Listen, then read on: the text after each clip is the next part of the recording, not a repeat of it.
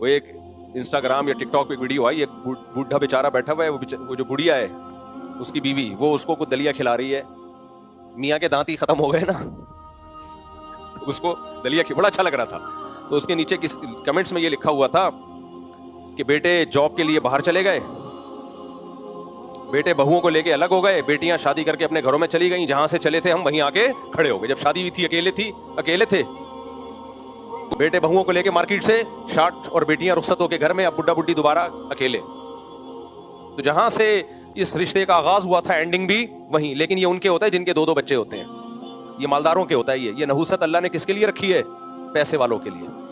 جن کے دل چھوٹے ہوتے ہیں, بنگلے 1000 گز کے ہوتے ہیں, ایک آدھ بچہ امریکہ چلا گیا, ایک جاپان چلا گیا, ایک بیٹی تھی وہ چلی گئی, بڈھا بڈھی ایک دوسرے کو کب تک دلیا کھلاؤ گے بھائی, کب تک کھلاؤ گے؟